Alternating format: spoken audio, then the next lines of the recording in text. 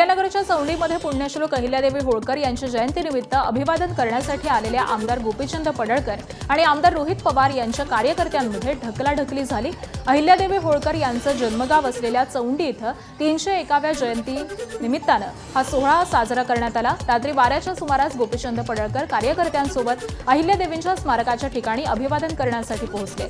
त्याचवेळी आमदार रोहित पवार देखील अभिवादन करण्यासाठी आले होते।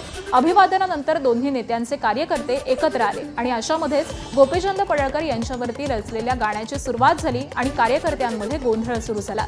ढकलाढकली आणि घोषणाबाजी झाल्यानंतर पोलिसांनी हस्तक्षेप केला। अहिल्यादेवी होळकरांच्या जयंतीनिमित्त राजकीय गाणी लावल्यामुळे नागरिक म्हणून वाईट वाटलं असं रोहित पवार आणि खासदार निलेश लंके यांनी प्रतिक्रिया दिली आहे।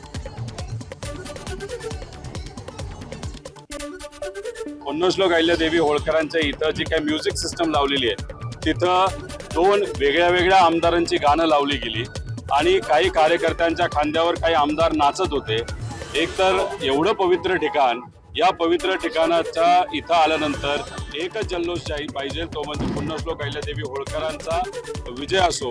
पण त्याच्या व्यतिरिक्त इथं राजकीय गाणी लावली गेली हे बघून अतिशय नागरिक म्हणून मला मनापासून वाईट वाटलं। हे बघा, आमच्या घोषणा पुण्यश्लोक अहिल्यादेवी होळकरांच्या होत्या। अहिल्यादेवींच्या समोर पाहिलं तर स्वतःचे गाणे वाजवले, स्वतः घोड्यावर बसून आल्यासारखे येऊन तिथं जर डान्स करीत असेल तर ही कुठंतरी एक लाजिरवाणी गोष्ट आहे।